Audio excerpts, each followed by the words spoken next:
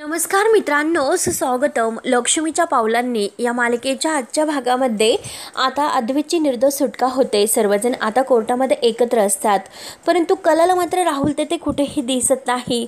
म्हणून कला जेव्हा राहुलला शोधत बाहेर येते, परंतु जो वेंडर आहे तो आणि आता राहुल एकमेकांशी काहीतरी बोलत आहे आणि कला आता बाहेर येते आणि राहुलला त्याच्याशी बोलताना पाहते. तेव्हा आता कलाला धक्काच बसतो. कला तर विचार करते की राहुल आणि वेंडर एकमेकांना ओळखतात, तर त्या एकमेकांशी काहीतरी आता ते एकमेकांशी बोलत आहे. नक्की काहीतरी ओळख आहे या दोघांमध्ये, नक्की काहीतरी होते. म्हणजे नक्की काहीतरी गडबड गोंधळ आहे की राहुल ज्या पद्धतीने आता वेंडरशी बोलतोय त्या पद्धतीने मात्र काहीतरी संशय आल्यासारखा आहे. असं बोलून आता कला डायरेक्ट राहुल आणि वेंडर जवळ येते. तेव्हा आता कलाला बघून आता राहुल तिला विचारतो की कला, अगं तू आणि काय ग, तू बरी आहेस का? आणि मला एक गोष्ट सांग, तू इथे काय करतेस आणि माझ्याकडे असं नजरेने का पाहते? कारण कला राहुलकडे रागाने पाहत असते. तेव्हा आता कला म्हणते की हो बघते ना, माझ्या नजरेमधून काही सुटत तर नाही ना? त्यावर आता राहुल म्हणतो की एक्सक्यूज मी, मला कळतं की नेमकं तुला काय म्हणायचं आहे ते. मला एक फोन आला होता म्हणून बोलण्यासाठी मी जरा बाहेर आलो आणि तितक्यात ते सावंत काका भेटले. कारण त्यांना आपल्या केसबद्दल मी सांगत होतो की निकाल आपल्या बाजूने लागला म्हणून. या सगळ्यात जे काही मी अगदी त्यांना सांगत होतो की निर्दोषपणे सुटका झाली. आणि हे बघ कला, हे बघ माझ्याकडे वेगळ्या काही दृष्टीने तू बघू नकोस. जो काही तुझा संशय आहे तर तू मात्र आता अशा नजरेने माझ्याकडे बघू नकोस. आणि हे बघ, मला तुझ्याशी कोणताही वाद काही अजून वाढवायचा नाही. येतो मी, असं बोलून तो जायला निघतो. वेंडर आता तेथून निघून जातो, परंतु राहुल जाताना पुन्हा थांबतो आणि कलाला म्हणतो की हे बघ, तू मात्र इथेच उभे राहून बघत राहा की तुझ्या नजरेतून ज्या गोष्टी सुटणाऱ्या आहेत त्या कॅरी ऑन. असं करून आता राहुल तोऱ्यातच तेथून जायला निघते. तेव्हा मात्र आता खूपच राग येतो. त्यानंतर आता इकडे अनामिका तर खूप रागावलेली असते आणि ती सोहम बरोबर मुद्दाम हे सर्व वागत असते. तेव्हा आता सोहम अनामिकाला समजावण्याचा प्रयत्न करत असतो की हे बघ अनामिका, ऐकून घे. परंतु अनामिका आता मुद्दाम हे सर्व नाटक करत सोहमवर राग काढत असते.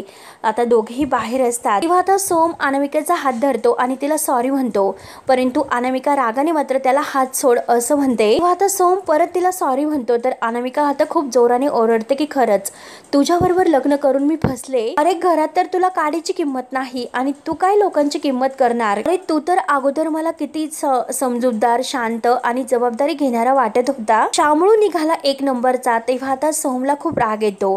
तर अनामिका रागाने म्हणते की असं मात्र माझ्याकडे बघू नकोस. आज मात्र ज्या अवस्थेत मी आणि आईने तुला बघितलं आणि नाटक करत म्हणते की हो, नंतर बेडरूम मध्ये काय झालं हे माझं मलाच माहिती. तर आता हे नाटक करत असते. तेव्हा सोहम आणखीनच घाबरतो. टेन्शन मध्ये येऊन तो विचारतो की काय नेमकं काय झाले आणि काय झाले, काल काही मी तुझ्याबरोबर चुकीचं वागलो का? आणि हे बघ अनामिका, मला खरंच सांग की खरंच मला काही आठवत नाही. तू माझा इतका अंत घेऊ नकोस. तुझ्याबरोबर काही चुकीचं वागलो का? अगं अनामिका प्लीज सांग ना, अगं मी काही काल चुकीचं केलं का? तेव्हा आता अनामिका मुद्दाम काहीतरी काम करत इकडे तिकडे एरेझाऱ्या मारत असते. सोहम विचार आता तिच्या मागे पुढे करत असतो आणि विचारत असतो की सांग ना अनामिका, अगं मी काही चुकीचं वागलो का? तेव्हा आता अनामिका ही त्याच्यावरच ओरडते की काय सोहम, अरे तुला हे सर्व करताना आणि म्हणजे असं काही म्हणजे वागताना सुद्धा लाज वाटत आहे का? आता मुद्दाम ती आता सोहमला वेड्यात काढत असते. सोहम बिचारा तिच्या मागे पुढे करत असतो आणि ही त्याच्यावर ओरडत असते. आणि अनामिका मुद्दाम आता खोटं बोलते की हे बघ, काल तू जे काही केलंस ना आणि जे केलंस ते मी कधीही नाही विसरू शकत. आणि त्या खांबावर अगदी हात ठेवून आपलं जोरजोराने डोकं अगदी आपटून घेत असते आणि खूप रडत असते. हे सर्व ती नाटक करत असते आणि म्हणते की हो, हे सर्व मी नाही विसरू शकणार, नाही विसरू शकणार. आता सोहमला अगदी वेड्यात काढण्यासाठी हिचं हे सगळं काही नाटक तर सुरू असतं. आता सोहमला काहीच कळत नाही की अनामिका असं का वागते. अनामिका आता त्याच्यासमोर रडण्याचं नाटक करते आणि खरंच सोहम तू खूप बोर वागतोस. आता आई मला रोज विचारते की अगं बाळा, तुझा संसार कसं सुरू आहे? आणि आईला मी आता काय सांगू? माझा नवरा बेवडा आहे म्हणून. सांग ना सोहम, काय सांगू मी आईला की माझा नवरा बेवडा आहे, हे सांगू का? त्यावर आता सोहमला राग येतो. सोहम म्हणतो की हे बघ अनामिका, मी बेवडा नाही. तुला माहिती आहे की मी बेवडा नाही, मी फक्त काल दारू पिलो होतो. तेव्हा आता लगेच ही अनामिका म्हणते की तुझ्याशी बोलून तर काही उपयोग नाही, जाऊन दे म्हणून अनामिका जायला निघते. परंतु आता सोहम म्हणतो की हे बघ अनामिका, तो फक्त तिचा हात धरतो तर अनामिका लगेच जोरात किंचाळते. म्हणजे सोहमने जसा तिचा हात पिरगळला की काय असं ती दाखवण्याचा प्रयत्न करते. तेव्हा मात्र आता सोहम म्हणत असतो की हे बघ अनामिका, मला काही आठवत नाही की काल मी कसा दारू पिलो वगैरे, खरंच मला सांग ना मी काय केलं नेमकं. तेव्हा आता अनामिका म्हणते की अरे झुलत येणाऱ्याला बेवडाच म्हणतात. तेव्हा आता सोहम म्हणतो की हे बघ अगं प्लीज माझं ऐकून घे अनामिका, एकदा माझं ऐकून घे प्लीज, मी रिक्वेस्ट करतो. आणि हे बघ आपण आपल्या नात्याला आणखीन एक सुरुवात करूयात, एक चान्स देऊयात, एकदा नवीन संधी देऊन अगदी आपण नवीन नातं सुरुवात करूयात प्लीज. तुम्हाला जे काही म्हणशील ते मी करायला तयार आहे. आणि आता तो अनामिकाला जवळ घेतो. अगदी तू म्हणशील ते मी करायला तयार आहे. परंतु अनामिका मात्र त्याला लगेच लांब असं ढकलून देत असते आणि त्याला वाटेल तसं बोलत असते. आणि आता त्याला अगदी सोहमला बाजूला धूर लोटत म्हणते की अरे किळस येते मला तुझ्या स्पर्शाशी, दूर राहा माझ्यापासून. आणि हे बघ सोहम, अरे आयुष्यामध्ये तुझं काही होणार नाही, तुझा खरंच काही उपयोग नाही, शून्य आहेस तू, शून्य. आणि तेव्हा तेथे पाण्याचा ग्लास काचेचा भरलेला असतो. सोहम तो ग्लास हातामध्ये घेतो. अनामिका जे काही बोलत आहे तर ते सोहमच्या अगदी जिव्हारी लागत असते. सोहम आपल्या हाताने तो ग्लास फोडतो आणि अगदी त्याच्या हातामध्ये त्या ग्लासच्या काचा घुसतात आणि हातातून रक्त येत असते. आणि तो अनामिका जे काही बोलत आहे तर मोठ्याने ओरडतो की अनामिका गप्प बस. अनामिका ही जोरात ओरडते की मी गप्प नाही बसणार. तेव्हा आता सोहम म्हणतो की तू नाही गप्प बसणार, तर अनामिका म्हणते की नाही गप्प बसणार. आता दोघांचे तुंबळ अशी भांडण झुपलेलं असतं आणि तेवढ्यात घरातील सर्वजण बाहेर येतात आणि हा जो काही तमाशा सुरू आहे तर तो बघतात. तेव्हा आता लगेच अनामिका मुद्दाम ओरडते की काय करशील सोहम तू, मी गप्प नाही बसणार, तू मारणार आहेस का मला. तेव्हा आता सोहम म्हणतो की हे बघ वाटेल ते बोलू नकोस. आणि तेवढ्यात अद्वैत म्हणतो की सोहम अरे हे काय सुरू आहे. तेव्हा आता रजनी ही जोरात ओरडते की सोहम काय चाललं तुझं. तेव्हा असं सोहमला भलताच राग येतो आणि सोहम कोणाचं काही ऐकून न घेता त्याच्या हातातून ते रक्त येत आहे तसाच धावत बाहेर जातो. रजनी धावतच आता अनामिका रडण्याचं नाटक करते, तिच्याजवळ येते. परंतु अनामिका आता लगेच रूममध्ये रडतच निघून जाते. तिचा हा तर सर्व नाटक आणि प्लॅन सुरू असतो.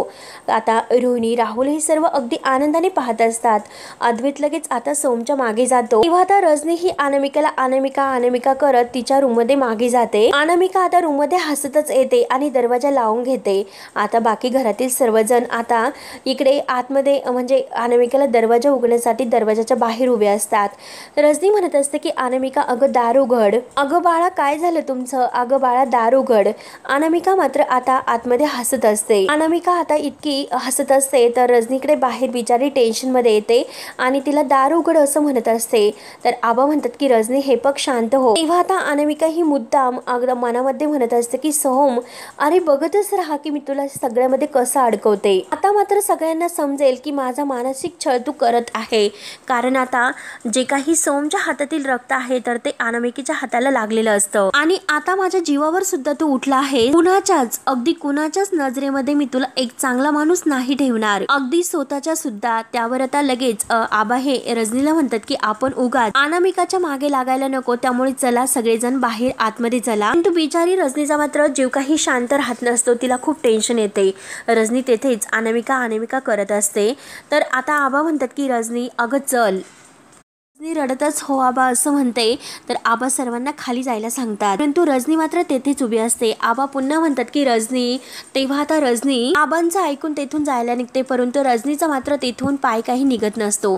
सारखं ती मागे मागे वळून पाहत असते आणि ही अनामिका मात्र आतमध्ये हसत असते. त्यानंतर आता प्रत्येक जण रूम मध्ये येतो. कला आपली बॅग घेते, ती सुद्धा रूम मध्ये येते. अद्वैत तर खूप टेन्शन मध्ये रूम मध्ये बसलेला असतो. तेव्हा आता अद्वैत खूप टेन्शन मध्ये बघून कला त्याच्याजवळ येते आणि म्हणते की चांदेकर. तेव्हा लगेच आता म्हणजे अद्वैत म्हणत असतो की अगं सोहमला काय झालं असेल, तो का असं वागत असेल, त्याच्याकडून हे जे काही वागणं आहे ते खरंच असं म्हणजे आपल्यासारखं म्हणजे नाहीच. तो असं जे काही वागतो त्यामागे तो कधीही असं वागलेला नव्हतं. तेव्हा आता कला म्हणते की हो रे, मला खरंच असं कधीही वाटलं नव्हतं की सोम असं काहीतरी वागेल म्हणून.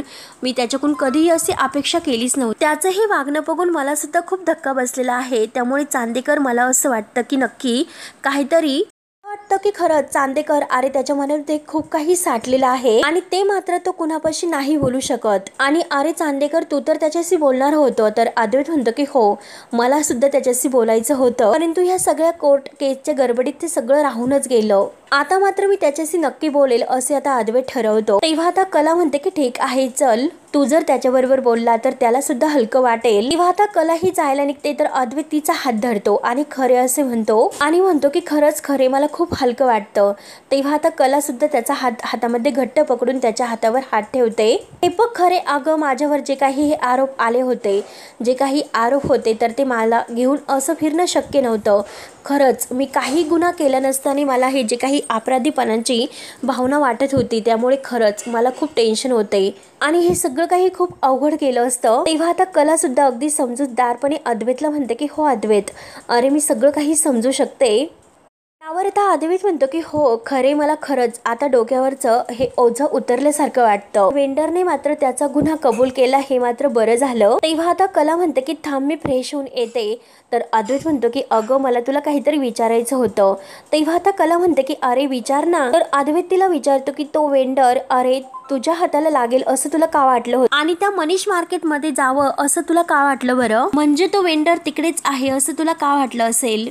तुला त्याबद्दल काही अगोदर कळले होते का? काही अगदी माहिती तुला मिळाली होती का तो तिकडे येणार आहे म्हणून? तेव्हा कलाला आता अगदी जे काही राहुल रोहिणी सोबत बोलत आहे की त्याला त्या वेंडरला भेटायला मनीष मार्केटमध्ये जायचं आहे, आता हे कलाला कळल्यानंतर कला ही आता अद्वैतला डायरेक्ट तिकडे घेऊन गेलेली असते आणि हे सर्व क्षण तिला आठवतात. तेव्हा आता कला ही आपल्या मनात ते सर्व आठवल्यानंतर विचार करते की जर आता याबद्दल मी राहुलचं जे काही बोलणं आहे तर ते चांदेकरला जर सांगितले तर त्याचा मूड जाईल, म्हणून आता कला ही अद्वैतला न सांगण्याचं ठरवते. कारण अद्वैतचा मूड आता खूप चांगला आहे, त्याच्या मनावर जे काही गिल्टीपणाची भावना होती ती आता दूर झालेली आहे, म्हणून आता त्याला काहीही सांगायला नकोय असे आता कला ठरवते. आता अद्वैत तिला विचारतो की खरे अगं सांग ना. तर कला म्हणते की अरे जाऊन दे चांदेकर, अरे हे बघ ज्याचा अगदी शेवट हा गोड असतो त्याचा ते सगळं काही गोड. आणि हे बघ अरे आपल्या बाजूने निकाल लागलेला आहे आणि मुख्य म्हणजे अरे तू या सगळ्यातून निर्दोष असा मुक्त बाहेर पडलेला आहे. आणि तेवढ्यात मात्र कलाच्या मोबाईलवर संगीताचा कॉल येतो. तेव्हा लगेच आता संगीता म्हणते की अगं कला, अगं जरा जावई बापूंना फोन दे बरं. तेव्हा आता कला म्हणते की का गं? अगं आई तू तर माझ्या फोनवर फोन केला आणि तू तर माझ्याशी बोलते. तेव्हा आता संगीता म्हणते की आज त्यांचा दिवस आहे, मला त्यांच्याशी बोलून दे, त्यांचं अभिनंदन करून दे. तेव्हा आता लगेच अद्वैत फोन घेतो. तर संगीता म्हणते की जावई बापू अहो ते पुरणाची पोळी, खव्याची पोळी, बर्फी, पेढा सर्व काही तुम्हाला लावून द्या. आणि हे बघा जावई बापू तुमचं अभिनंदन आणि आमच्या खरे कुटुंबाकडून तुम्हाला खरंच कॉंग्रॅच्युलेशन्स आणि खरंच तुमचं अभिनंदन. तेव्हा आता अद्वैत हसतो आणि थँक्यू सो मच, हे सगळं काही तुमच्या मुलीमुळे खरेमुळे झालेलं आहे असं म्हणून तो कलाचं कौतुक करतो. तेव्हा आता संगीता म्हणते की हो ते तर आहेच, अहो तुम्ही तर खरे आहात म्हणून तुमच्या त्या खरेने त्या चोरट्यांच्या मात्र तुमच्या खऱ्याच्या बाबतीत अगदी त्यांची चांगली धांदल उडावली आणि त्यांना पकडलं. आणि हे बघा जावई बापू तुमच्या खरेपणामुळं कधीच वाईट होणार नाही मी तुम्हाला सांगते. आणि हे बघा बरं जावई बापू आता तुमच्या खरेला जरा फोन द्या बरं. तेव्हा आता लगेच अद्वैत कलाकडे फोन देतो. आता कलाकडे फोन दिल्यानंतर कला विचारते की झालं का लाडक्या जावयाशी बोलून. तेव्हा आता लगेच संगीता म्हणते की अगं तू असं का चिडतेस, चिडका बिब्बा नुसता. तर कलाला खूप हसू येते. आणि हे बघ ते सर्व राहून दे. आणि त्या राजारामपुरीतील जे काही माणिकबाई आहे ना तर त्या भेटल्या होत्या आणि त्यांना ती मोठमोठली जी डिझाईनची मटकी हवी आहेत ना ती हवी आहे. तेव्हा आता कला म्हणते की ठीक आहे मी त्यांना फोन करते आणि बाय करून ती आता संगीताचा फोन ठेवते. त्यानंतर आता इकडे रोहिणी आणि राहुल तर खूप खुश असतात कारण राहुल यामध्ये अडकला नाही म्हणून रोहिणीला खूप आनंद होत असतो. तेव्हा लगेच आता लगेच राहुल म्हणतो की मम्मा अगं हे काय सेलिब्रेशन करतेस, अगं वाजले किती, घड्याळात बघ ना तू किती वाजले आणि आत्ताच तू दारूची बॉटल ओपन करते. तेव्हा आता लगेच रोहिणी म्हणते की अरे हे बघ किती वाजू काय म्हणजे काही वेळ होऊन दे, परंतु जी काही दारूची बॉटल आहे तर ती ओपन होते फक्त ती सेलिब्रेशनसाठी. आणि मला सांग बरं सेलिब्रेशनची वेळ कुठे असते. आणि वा राहुल खरंच खूप मज्जा आली म्हणून रोहिणी आता खूपच खुश असते. राहुल राहुल तू मात्र आज कमाल केलीस, खरंच मला खूप भारी वाटलं. मला एक गोष्ट सांग बरं, हे सगळं काही आहे ते कसं केलंस तू? तेव्हा आता राहुल तर अगदी खुश होऊन आता आपल्या रोहिणीला सांगत असतो की हे बघ मम्मा, याला म्हणतात की आता कातडी वाचवणं. तेव्हा आता राहुलने हे कसं केलेले आहे, कसे सक्सेस केले हे सर्व काही आता तो रोहिणीला सांगायला सुरुवात करतो. जेव्हा तो आता तिकडे पोलीस स्टेशनला असतो आणि तो इन्स्पेक्टर साहेबांना म्हणलेला असतो की मला वांडेकरला भेटायचं आहे. आणि जेव्हा तो आता त्या वेंडरला भेटायला जातो तेव्हा इन्स्पेक्टर साहेब त्याला अगोदर म्हणलेले असतात की हे बघा तसं भेटण्याची तुम्हाला परमिशन नाही. राहुल म्हणलेला असतो की हे बघा माई चांदेकर आहे, त्यामुळे तरी तुम्ही माझ्यावर विश्वास ठेवा. शेवटी आता चांदेकर म्हटल्यानंतर इन्स्पेक्टर साहेब राहुलला त्या म्हणजे वेंडरला भेटण्याची परमिशन देतात आणि थोडा वेळच तुम्ही भेटू शकतात, जास्त वेळ मात्र घेऊ नका. तेव्हा राहुल त्या वेंडरला तेथे अगदी त्या जेलमध्ये भेटायला येतो. त्यावेळेस त्या म्हणजे वेंडरला म्हणलेला असतो की काही झाले तरी 15 दिवसात मी आणि गौरव परांजपे तुम्हाला जेलमधून बाहेर तर काढू, परंतु तुम्हाला सगळं काही आता जी मी ऑफर दिलेली आहे तर ती सुद्धा तुम्हाला मिळून जाईल. खूप काही पैसे तुम्हाला दिले जातील. त्यासाठी मात्र हे जे प्रकरण आहे ते सर्व तुम्हाला तुमच्या अंगावर घ्यावं लागेल. तेव्हा आता तो वेंडर म्हणलेला असतो की तरी सुद्धा मी जर आत राहिलो तर. तेव्हा राहुल त्याला म्हणलेला असतो की हे बघा जर तुम्ही आमच्याबद्दल काही सांगितले, आम्हाला सुद्धा यात अडकवले तर तुमचे बाहेर येण्याचे चान्स सुद्धा हे कमी होतील, त्यामुळे नीट विचार करा तुम्हाला जो काही करता येईल तो. तेव्हा आता वेंडर तयार आहे, मला मान्य आहे असं सांगतो. आणि वेंडर म्हणलेला असतो की माझा एक विश्वासातील माणूस आहे संतोष, तर त्याला हे सर्व तुम्ही लिहून द्या तरच मी हे सगळं करण्यासाठी तयार होईल. आणि शेवटी तो वेंडर तयार झालेला असतो. राहुल आता खुश होतो. हे सर्व काही आता राहुल रोहिणीला सांगतो. हे ऐकून रोहिणी तर खूप खुश होत असते. त्यानंतर मात्र आता कोर्टामध्ये जे काही आता तो वेंडर आणि राहुल यांचं जे काही बोलणं झालेलं आहे की जो काही तुम्ही मला शब्द दिला होता तर तो 15 दिवसाच्या आत पूर्ण करा. मी जो काही तुम्ही मला शब्द दिला होता तो पूर्ण केलेला आहे आणि मला आता ह्या सगळ्यातून बाहेर काढा 15 दिवसाच्या आत. आणि त्याच वेळेस आम्ही जेव्हा बोलत होतो तर कला तेथे आली होती. कला सुद्धा आता जे काही बोलत आहे तर ते सर्व काही आता रोहिणीला सांगत असतो. तेव्हा आता कला येते त्याच अगोदर मी त्या वेंडरला तिथून जायला सांगितले होते आणि हे सर्व रोहिणीला सांगून म्हणतो की त्या कोर्टाच्या बाहेर जरी कला होती तरी सुद्धा तिला माझ्यावर संशय होता आणि ती माझ्याकडेच अगदी डाऊटने बघत होती, परंतु मी काही कमी नाही, मी तिच्यापेक्षा हुशार आहे. तिला असं वाटत असेल की हा जो काही खेळ आहे तो सगळा खेळ तिलाच कळला असेल, परंतु ह्या खेळाचा खरा सूत्रधार तर मी आहे आणि या खेळाची सगळी जी मला हवी आहे तशीच मी खेळवणार. आणि मम्मा ही जी काही ऑफर मी त्या वेंडरला सुरू दिली होती तर तिने म्हणजे पैशाच्या अगदी नावाखाली त्याने सगळं काही मान्य केले आणि सगळे काही आरोप त्याने लगेच त्या स्वतःवर घेतले. परंतु आता मी आणि गौरव ह्या सगळ्यामध्ये आता नाही अडकणार. आणि सगळ्यात महत्त्वाचं म्हणजे कला आणि अद्वैत या दोघांना कुठलेही पुरावे नाही सापड. आणि एवढं सगळं काही होत असताना आपल्याला त्या वेंडरसाठी एवढं सुद्धा काही करणं जड तर जाणार नाही. त्यावर आता हे सर्व ऐकून रोहिणी तर अगदी खुश होते आणि राहुलला म्हणते की अजिबात नाही राहुल, तू अगदी कमाल केलीस. आज मात्र तू माझा मुलगा शोधतोस आणि सगळं काही करून सवरून नामनिराळं राहणार यात काही मजाच वेगळी असते. त्यावर राहुल म्हणतो की आता मात्र मी नाही थांबणार. माझ्यासोबत तर गौरव आहे, तू आहेस, त्यामुळे त्या कला आणि अद्वैत या दोघांची मी अशी वाट लावणार आहे की त्या अद्वैतचं आणि कलाचं आयुष्यच आता उद्ध्वस्त होईल. त्यानंतर आता इकडे अनामिका अगदी आपल्या हाताला पट्टी वगैरे बांधून नाटक करत बाहेर येते. मात्र आता अनामिका ही स्वतःला रजनीकडे बघून मनात म्हणत असते की हो, सोम आता माझ्याशी जे काही घरच्यांसमोर चिडला त्याचं भांडवल मात्र आता मी करणार आहेस. आता मात्र त्याचा फायदा मी कसा करून घेते, कारण घरच्यासमोर सोमला दोषी मानून आता मी सगळं काही सोमच्या विरोधात कसं करते आता बघतच राहा. म्हणून आता अनामिका लगेच खुश होत रजनीजवळ येते आणि रजनीला मुद्दाम त्या हाताला पट्टी वगैरे बांधलेली आहे तर ती मात्र अगोदर दाखवते आणि लगेच आता रजनीला म्हणते की आई काय करतात, सोम येण्याची वाट पाहतात का.